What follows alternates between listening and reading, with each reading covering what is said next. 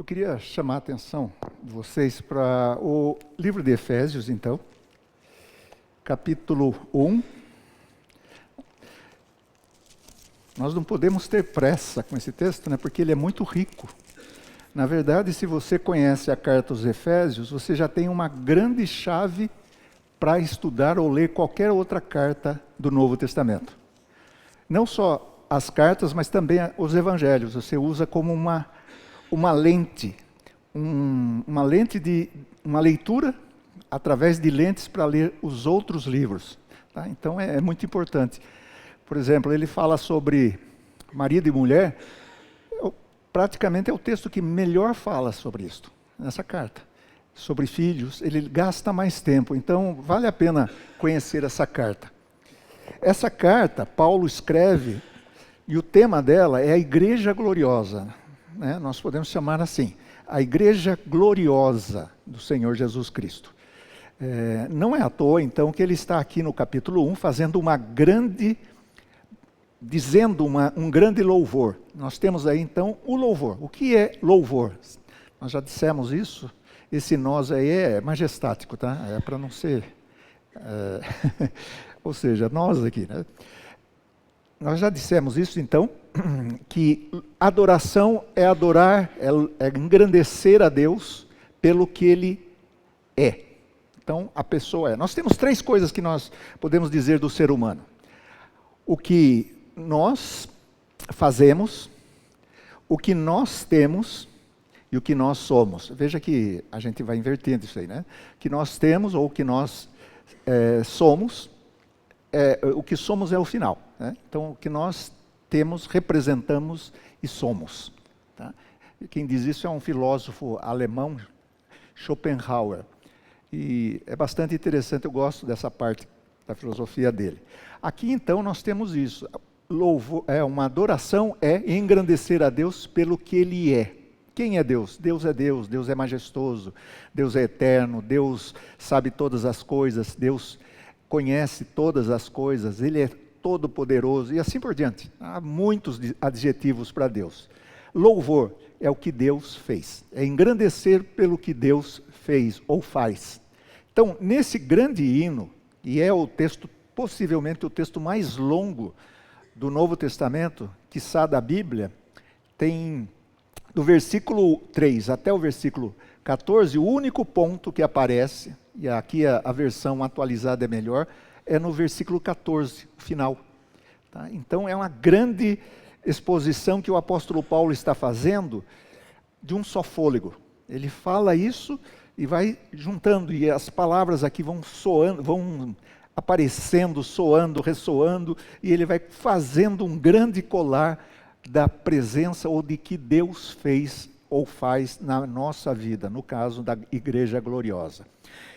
Eu vou ler mais uma vez o começo para a gente entender isto, né? Para não perdermos o contexto. Bendito Deus e Pai de nosso Senhor Jesus Cristo. Aqui já falamos, já tem muitas coisas aqui.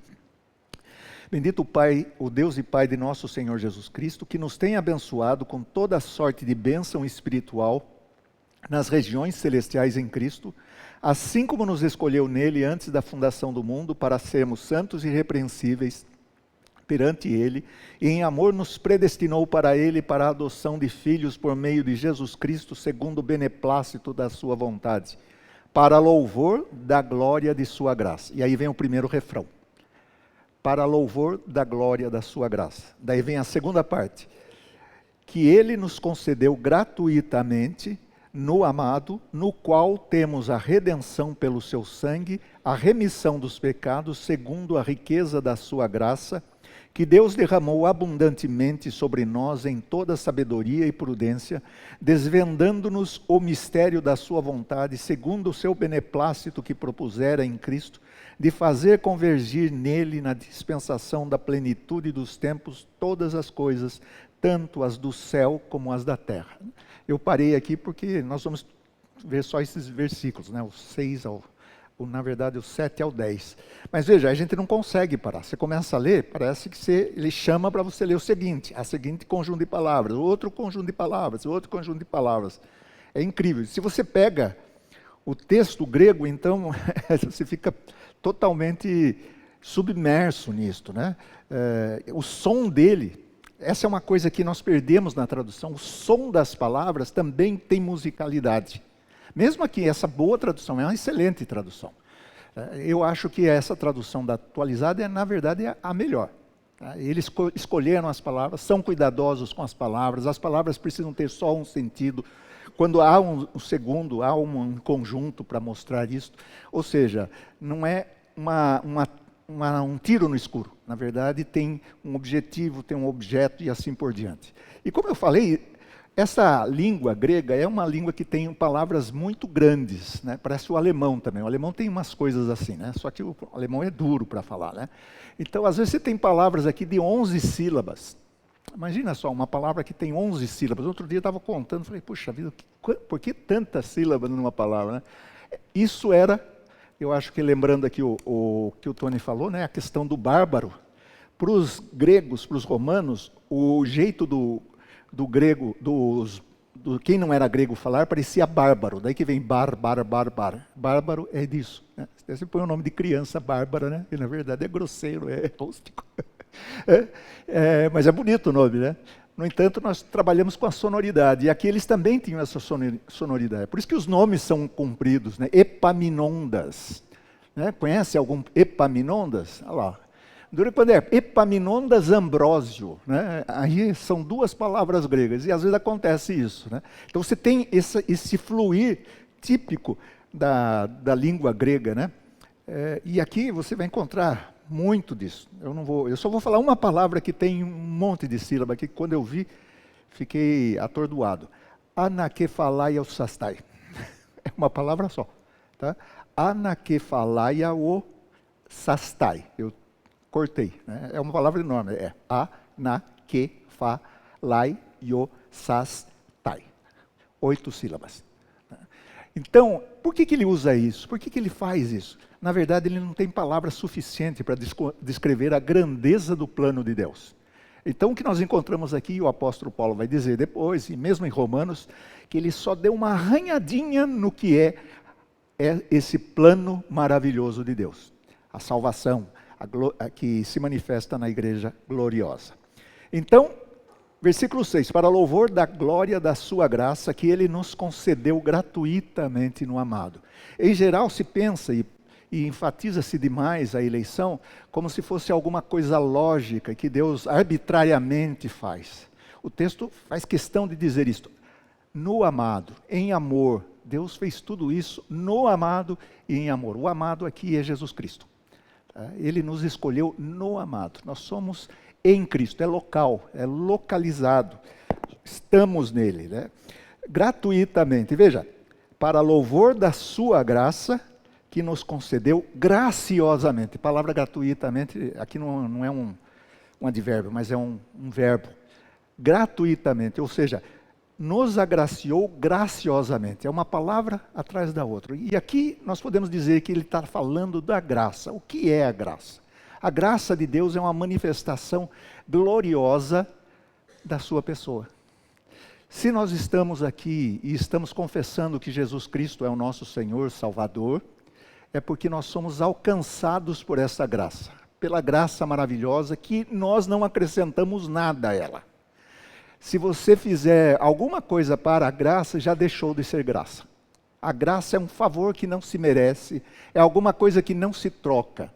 Eu lembro de um pastor que às vezes falou muito tempo sobre dízimo e tal, mas ele enfatizou tanto que, ao ponto de que quando ele ganhava um presente, ele perguntava quanto custou aquele presente para ele dar o dízimo.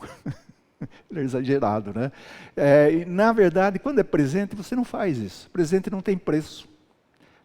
Você saber o preço, você estraga. Então, por exemplo, a pessoa dá um presente assim, não, isso daqui você comprou lá na 25, né? Então você já está escrachando o presente, né? Aqui é um presente que não tem preço. Para nós não conseguimos pagar isto. Mas houve um preço, de fato. Né? Então, ele manifestou essa graça gloriosa em Cristo Jesus, né? E aqui ele vai explicar, então, qual é a bênção, no qual, e aqui, antes ele está falando no passado, agora ele joga aqui para o presente, no qual temos a redenção. a redenção. O que é redenção? Redenção é um termo que era usado para você comprar de volta aquilo que era seu. Então, você, quando diz assim, que Deus atua na redenção, Ele está comprando alguma coisa que já foi dele. Ou seja, o ser humano, a humanidade, foi elaborado, criado por Deus, mas se perdeu. Então, quando Ele nos redime, Ele está comprando de volta para si. Então, Deus é duplamente Senhor em nós, porque nos criou e porque nos comprou de novo. Tá? Então, essas duas coisas estão relacionadas aí, uma à outra, e falam da graça. O preço agora, né, no qual temos a redenção, quer dizer, nós somos libertados, podemos dizer um pouquinho mais, redenção também era quando os escravos eram comprados para a liberdade. Então, o povo do Egito, o povo hebreu, foi comprado da escravidão do Egito para ser livre e adorar a Deus. Então, nós podemos dizer isso, nós somos comprados da escravidão do pecado. Então, duas coisas, readquiridos e ao mesmo tempo libertos. Nos concedeu gratuitamente, né? Temos a redenção pelo seu sangue. E aí vem a expressão do preço que custou para Deus. O sangue do seu filho. Todo esse seu aqui, esse no amado, ele está falando sempre em Jesus. Deus planeja, atua, mas sempre em Jesus, mediante Jesus. Mesmo se a gente quiser saber como que ocorria a salvação do povo lá no Antigo Testamento, era via o sacrifício futuro que seria realizado por Jesus. Ainda que tenha também um lugar lá que diz, olha, é o cordeiro sacrificado desde a origem do mundo, né? Desde os tempos eternos. Então é uma coisa que foi planejada. Deus não improvisou a salvação. Eu lembro de uma canção que se cantava lá nos anos 80, mas ela era dos anos 70. Dizia assim, ó, esse homem é Deus que foi criado para a sua glória, mas ele fez alguma coisa errada e Deus foi para consertar a sua história. Né? Nos deu Jesus para consertar a sua história. Naquela época eu vi uma interpretação errada disso, né? A sua história, Deus não pode errar, mas não estava falando da história do Deus, estava falando da história do homem. Né? Deus refaz a história do ser humano, mas tudo isso estava dentro da sua sapiência, de toda a sua sabedoria. Redenção pelo seu sangue, e aí vem o sacrifício. Domingo o pastor falou sobre o sacrifício, né? E ali ele falou sobre o sacrifício vivo. Aqui é um sacrifício que derrama a vida de Jesus. Então, pelo seu sangue quer dizer um preço. Isso daí está já anivelando, já indicando que se trata da cruz. O apóstolo Paulo é um escritor que tem sempre a cruz, o sacrifício efetuado na cruz diante dos seus olhos. Né? Entre seu coração está isso, muito claro. É interessante porque ele perseguia a igreja, essa igreja porque adorava ou exaltava um Messias que foi crucificado. Então ele achava que isso daí era uma loucura, até que ele se converte. Né? E ele vai dizer lá aos Coríntios, né, é loucura dos homens, né, sabedoria de Deus. Tá? Escândalo para os judeus, né, mas essa é a maneira como Deus escolheu. Tá? Então, essa questão do sangue é muito importante, porque sem derramamento de sangue, não há remissão. Então, qualquer perdão, mesmo quando nós pecamos, nós temos que lembrar que foi derramado o sangue do Senhor Jesus. Quando nós temos isso de maneira mais clara, a gente já fica mais cuidadoso, a gente fica mais cheio de cuidados em relação ao pecado, porque custou um preço, que custou o sangue do Senhor Jesus Cristo. Sangue é que significa então o seu sacrifício, a sua própria vida. Segundo, e aí ele vai juntando palavras, segundo a riqueza da sua graça. Segundo a riqueza da sua graça. Como é que é isso? Deus é rico em graça. A graça é de grátis, né? É de graça, mas ela tem um preço, mas ela é rica. A palavra graça aí tem um sentido, pode-se dizer, de juntar a misericórdia, né, com essa boa vontade de Deus. Tá? Então Deus faz todas as coisas de maneira harmoniosa e Ele não é incoerente. Que Deus derramou abundantemente, depois de falar da graça que é rica, você pode ver que a palavra que aparece mais vezes aqui é graça. Derramou abundantemente em nós, né, sobre nós em toda sabedoria e prudência. E aí vem duas expressões muito importantes. Sabedoria, a palavra usada aí é Sofia. Conhecem alguém que se chama Sofia?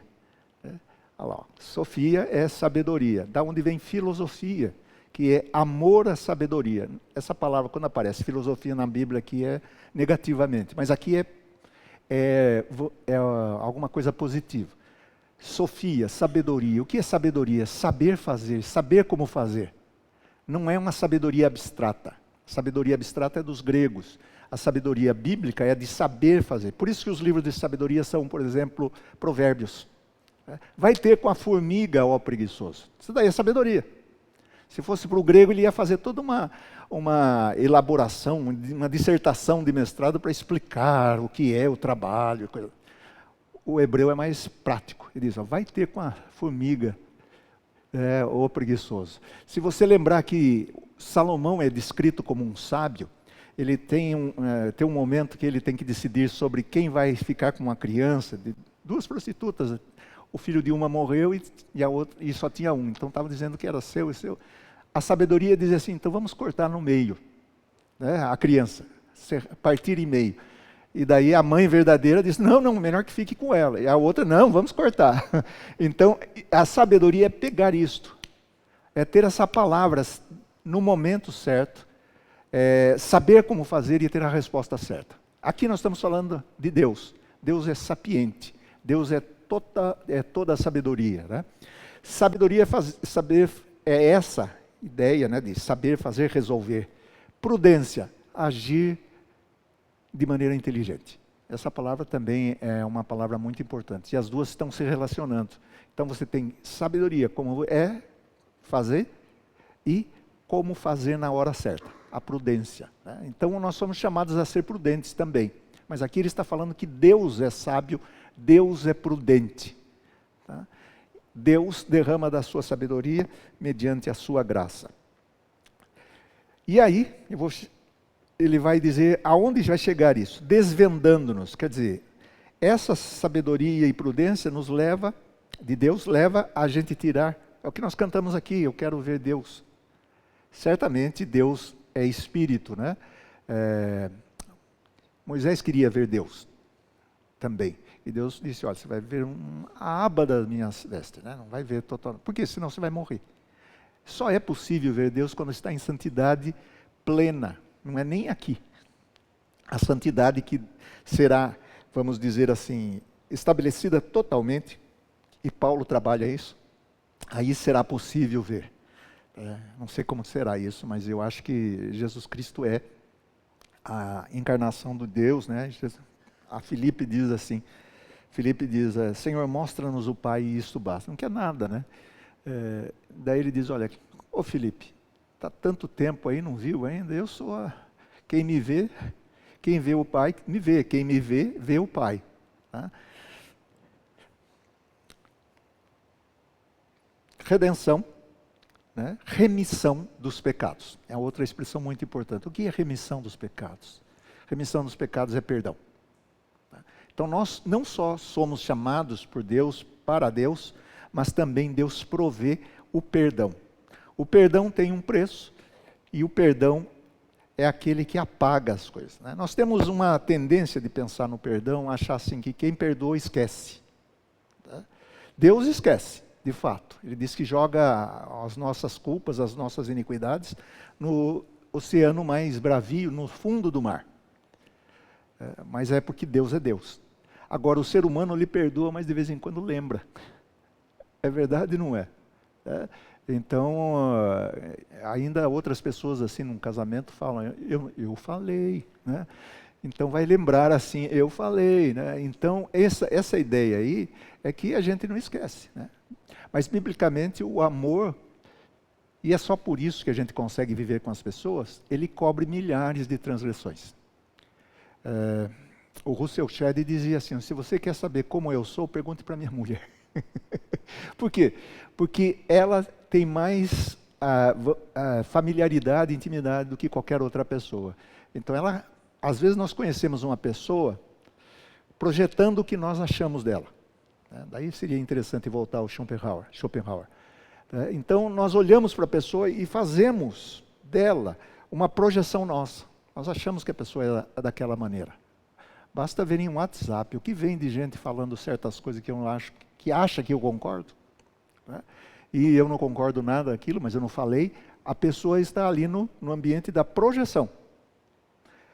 Então, você projeta no outro aquilo que você acha que o outro deveria ser. Até o dia que ele pisa, escorrega, e você percebe que não é bem assim. Tá? É por isso que o perdão, né? O perdão apaga todas essas coisas. Né? Pode lembrar de vez em quando, mas isso aí vai desaparecendo com o tempo. Tá? Então, remissão dos pecados, derramou abundantemente em sabedoria e prudência, mostrando o mistério. É uma palavra-chave em Efésios. Mistério é a palavra, mistério mesmo, que muita gente, às vezes a gente pensa que é segredo, mas na Bíblia significa alguma coisa que já foi revelada. O mistério não é alguma coisa oculta, é alguma coisa que está aí. Tanto é que a palavra em latim vai dar sacramento. Mistério é um sacramento. Quando nós dizemos assim, sacramento da Santa Ceia, ou da Eucaristia, nós estamos dizendo é um mistério revelado. É muito sagrado, mas é revelado. Então, todo o mistério que aparece nessa carta, né? E ele vai explicar isso daqui a pouco, mais tarde, né? Esse mistério é revelado em Cristo Jesus, mistério da sua vontade. Então Deus não é alguém que esconde a sua vontade, Ele revela a sua vontade. E fazendo convergir nele, segundo o seu beneplácito que propusera em Cristo. Essa palavra beneplácito, eu não sei se alguém aqui já usou na sua vida. Você já falou alguma vez beneplácito? Né? Quem já falou aqui idiosincrasia? Já falaram? É uma idiosincrasia. Daí você fala, e foi defenestrado, e jogado pela janela, né? Jogado pela janela é defenestrado. Ele foi defenestrado, e jogado pela janela. Ou seja, quando não sabe o sentido é isso, né? Aqui, quando ele diz isto, né, beneplácito está dizendo boa vontade. Beneplácito significa uma boa vontade. Tá? Uma bondade que se revela na vontade, né, que propusera em Cristo. Tudo em Cristo Jesus. E aí, finalmente, de fazer convergir nele, na dispensação da plenitude dos tempos, todas as coisas, tanto as do céu como as da terra. Tudo que há, passa por Jesus Cristo. Nada foge de Jesus Cristo. Quando ele diz dispensação, é uma palavra cara ao apóstolo Paulo, né? A palavra economia, que está lá por trás desse texto. Economia significa isso, essa dispensação, alguém que sabe trabalhar com as regras da casa, se a gente quiser decompor a palavra. Então, segundo o beneplácito que propusera em Cristo para convergir nele todas as coisas, tanto espirituais como materiais, tanto as do céu como as da terra. Quando a Bíblia usa céus e terra, ele quer dizer todo o universo, tudo que foi criado. É uma maneira de dizer isso, céus e terra. Alguma coisa que abarca todas as coisas que Deus cria e a sua realidade. É por aqui só. A gente fica aqui, é muita coisa, eu não consigo desenvolver todas elas, né? Mas a gente só vai dar uma pontinha. Né? Qual é a síntese que eu posso dizer de tudo isso? O centro desta expressão, até o versículo 11, é que tudo passa por Jesus Cristo. Se Deus é aquele que planeja, Jesus Cristo é aquele que realiza. E mais tarde o Espírito Santo é aquele que aplica. Então, todas as coisas têm a sua mediação em Jesus Cristo. Todas as coisas. Deus amou fazer isto. Deus ama fazer isto, passar por Jesus Cristo. Quem honra o Filho, honra o Pai. Por quê? Porque Deus assim chamou o seu Filho, amado. É uma outra palavra para dizer que Ele é Jesus. Ele é o Cristo. É só. Deus abençoe, meus irmãos e irmãs.